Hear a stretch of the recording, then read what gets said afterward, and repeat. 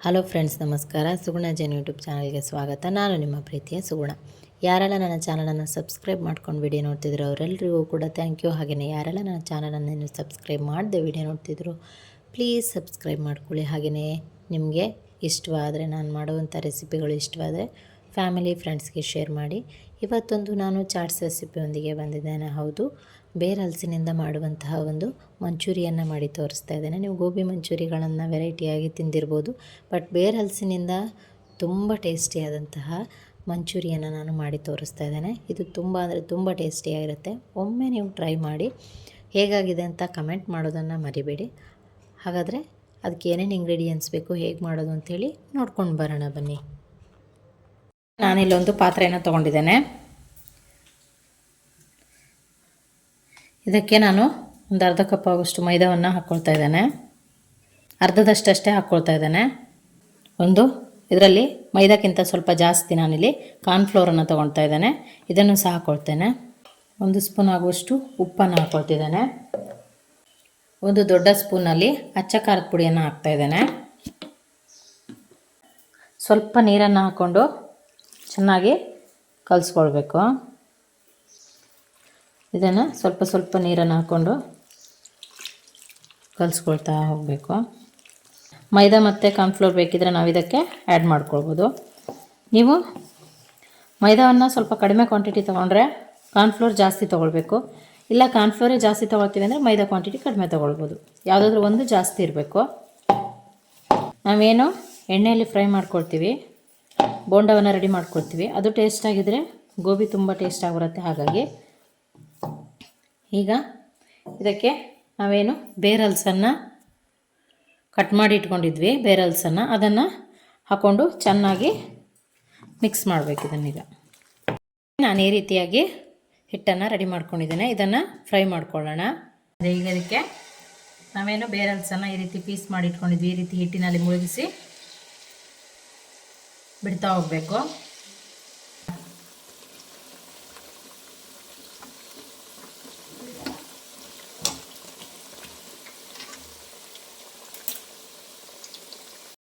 Okay, ನಾನಿಷ್ಟು ಕ್ರಿಸ್ಪಾಗಿ ಮಾಡ್ಕೊಂಡಿದ್ದೇನೆ. Sound ಬರುತ್ತೆ ಈ ರೀತಿಯಾಗಿ ನೋಡ್ಬೋದು. ಈಗ ಇದು ಆಗಿದೆ. ನಾನು ಇದಕ್ಕೆ ಸರ್ವ್ ಮಾಡ್ಕೊಳ್ತಿದ್ದೇನೆ. ಬೋಂಡವನ್ನು ರೆಡಿ ಆಯಿತು. ಬೋಂಡ ಬಜ್ಜಿ ರೆಡಿ ಆಯಿತು. ರೆಡಿಯಾಗಿ ರೆಡಿ ಮಾಡ್ಕೊಂಡಿದ್ದೇನೆ. ನಂತರ ನಾನು ಒಗ್ಗರಣೆನ ಹಾಕಿ ಮಸಾಲೆ ಹೇಗೆ ಅದಕ್ಕೆ ಹಾಕೋದು ಅಂತೇಳಿ ನೋಡೋಣ. ರೆಡಿ ಮಾಡ್ಕೊಳ್ಬೇಕು. ಅದಕ್ಕೆ ನಾನು ಒಗ್ಗರಣೆಗೆ ಏನು ಮಾಡಿದ್ದೇನೆ ಅಂದರೆ, ಇಲ್ಲಿ ಟೊಮೆಟೊ ಸಾಸನ್ನು ತೊಗೊಂಡಿದ್ದೇನೆ 1 ಕಪ್ ಆಗುವಷ್ಟು. ಒಂದು ಅರ್ಧ ಕಪ್ ಆಗುವಷ್ಟು ಚಿಲ್ಲಿ ಸಾಸನ್ನು ತೊಗೊಂಡಿದ್ದೇನೆ, ಗ್ರೀನ್ ಚಿಲ್ಲಿ ಸಾಸು. ಹಾಗೆಯೇ 1 ದೊಡ್ಡ ಈರುಳ್ಳಿಯನ್ನು ನಾನು ಚಿಕ್ಕದಾಗಿ ಕಟ್ ಮಾಡಿ ಇಟ್ಕೊಂಡಿದ್ದೇನೆ. ಹಾಗೆಯೇ ಶುಂಠಿ 1-2 ಇಂಚು, ಬೆಳ್ಳುಳ್ಳಿ ಒಂದು ಚಿಕ್ಕದೊಂದು ಗೆಡ್ಡೆ ಬರುತ್ತಲ್ಲ ಅದನ್ನು ಫುಲ್ಲಾಗಿ ಸಿಪ್ಪೆ ಸುಲಿದು ಇಟ್ಕೊಂಡಿದ್ದೇನೆ. 2 ಹಸಿರು ಮೆಣಸಿನ್ಕಾಯನ್ನು ಹೆಚ್ಚಿಟ್ಕೊಂಡಿದ್ದೇನೆ ಕಟ್ ಮಾಡಿ ಈ ರೀತಿ. 1 ಸ್ಪೂನ್ ಆಗುವಷ್ಟು ಅಚ್ಚ ಖಾರದ ಪುಡಿಯನ್ನು ತೊಗೊಂಡಿದ್ದೇನೆ. ಹಾಗೆಯೇ ಒಂದು ಅರ್ಧ ಸ್ಪೂನ್ ಆಗುವಷ್ಟು ಉಪ್ಪನ್ನು ತಗೊಂಡಿದ್ದೇನೆ. ಮತ್ತು ನಾವು ಕರೆದಿಟ್ಕೊಂಡಿದ್ವಲ್ಲ ಅದು ಬೋಂಡ ಏನಿದೆ ಅದನ್ನು ತೊಗೊಂಡಿದ್ದೇನೆ. ಹಾಗೆಯೇ ಈಗ ನಾವು ಮೊದಲನೇದಾಗಿ ಫ್ರೈಯನ್ನು ಮಾಡ್ಕೊಳ್ಳೋಣ. ಒಂದು ಪ್ಯಾನನ್ನು ಬಿಸಿ ಇಟ್ಕೊಂಡಿದ್ದೇನೆ. ಅದಕ್ಕೆ ಸ್ವಲ್ಪ ಎಣ್ಣೆಯನ್ನು ಹಾಕಿದ್ದೇನೆ. ಅದರಲ್ಲಿ ಅರ್ಧದಷ್ಟು ಈರುಳ್ಳಿಯನ್ನು ಮಾತ್ರ ಹಾಕ್ಕೊಳ್ತಿದ್ದೇನೆ. ಇನ್ನು ಅರ್ಧ ನಾವು ಮತ್ತೆ ಗಾರ್ನಿಷಿಂಗಿಗೆ ಹಾಕ್ಕೊಳ್ಳೋಕ್ಕಾಗತ್ತೆ. ಬೆಳ್ಳುಳ್ಳಿ ಪೇಸ್ಟ್ ನಾನೇ ರೆಡಿ ಮಾಡ್ಕೊಂಡಿದ್ದು, ಹಸಿರು ಮೆಣಸಿನ್ಕಾಯಿ. ಇದು ಜಾಸ್ತಿ ಬೇಯಬೇಕಂತಿಲ್ಲ. ಅಚ್ಚ ಖಾರದ ಪುಡಿ ಮತ್ತು ಉಪ್ಪು. ನಾನು ಟೊಮೆಟೊ ಸಾಸನ್ನು ಹಾಕ್ಕೊಳ್ತಿದ್ದೇನೆ. ಸ್ವಲ್ಪ ಹಾಕಿ ನೋಡ್ಕೊಳ್ಬೇಕು.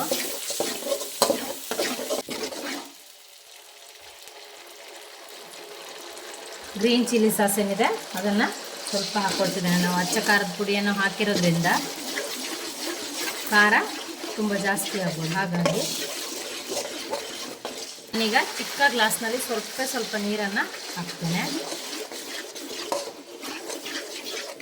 ನೀರನ್ನು ಹಾಕಿ ಚೆನ್ನಾಗಿ ಕುದಿಯೋದಕ್ಕೆ ಬಿಡಬೇಕು. ನಾವು ಇದಕ್ಕೆ ಟೊಮೆಟೊ ಸಾಸ್ ಹಾಕಿದ್ದೇವೆ, ರೆಡ್ ಚಿಲ್ಲಿ ಹಾಕಿದ್ದೇವೆ, ಹಾಗೆಯೇ ಗ್ರೀನ್ ಚಿಲ್ಲಿ ಸಾಸ್ ಹಾಕಿದ್ದೇವೆ, ಹಸಿರು ಮೆಣಸಿನ್ಕಾಯಿ ಹಾಕಿದ್ದೇವೆ, ಶುಂಠಿ ಬೆಳ್ಳುಳ್ಳಿ ಪೇಸ್ಟ್ ಹಾಕಿದ್ದೇವೆ, ಉಪ್ಪು ಹಾಕಿದ್ದೇವೆ. ಇಷ್ಟನ್ನು ಹಾಕಿರೋದ್ರಿಂದ ನಿಮಗೇನಾದರೂ ಸ್ವೀಟ್ ಸ್ವಲ್ಪ ಜಾಸ್ತಿ ಬೇಕು ಅಂತಂದರೆ ಮತ್ತು ಟೊಮೊಟೊ ಸಾಸನ್ನು ಆ್ಯಡ್ ಮಾಡ್ಕೊಳ್ಬೋದು, ಗ್ರೀನ್ ಚಿಲ್ಲಿ ಸಾಸನ್ನು ಕೂಡ ಆ್ಯಡ್ ಮಾಡ್ಕೊಳ್ಬೋದು. ಸ್ವಲ್ಪ ಸ್ವೀಟ್ ಜಾಸ್ತಿ ಆಗಿದೆ, ಹಾಗಾಗಿ ಗ್ರೀನ್ ಚಿಲ್ಲಿ ಸಾಸನ್ನು ಹಾಕ್ಕೊಂಡಿದ್ದೇನೆ. ಟೇಸ್ಟ್ ಚೆನ್ನಾಗಿ ಬಾಯ್ಲ್ ಆಗಲಿಕ್ಕೆ ಬಿಡಿ. ಸ್ವಲ್ಪ ನೀರನ್ನು ಹಾಕಬೇಕು, ಇವಾಗ ಮಸಾಲೆ ಚೆನ್ನಾಗಿ ಹಿಡ್ಕೊಳ್ಳುತ್ತೆ ಬೋಂಡಗಳಿಗೆ ಅಥವಾ ಬಜೆ. ಇದು ಚೆನ್ನಾಗಿ ಬಾಯ್ಲ್ ಆಗಲಿ, 1 ನಿಮಿಷ ಬಾಯ್ಲ್ ಆಗಲಿ. ಈಗ ಇದಕ್ಕೆ ನಾವು ಏನು ಬೋಂಡ ಮಾಡಿ ಇಟ್ಕೊಂಡಿದ್ವಿ, ಸ್ವಲ್ಪ ಬೋಂಡವನ್ನು ಹಾಕ್ತಾ ಇದ್ದೇನೆ. ಅದಕ್ಕೆ ಚೆನ್ನಾಗಿ ಈಗ ಮಿಕ್ಸ್ ಕೊಡಬೇಕು.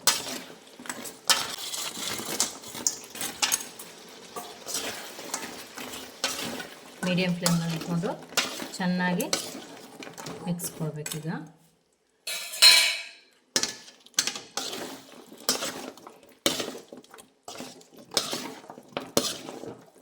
ನೋಡ್ಬೋದು ಈ ರೀತಿಯಾಗಿದೆ.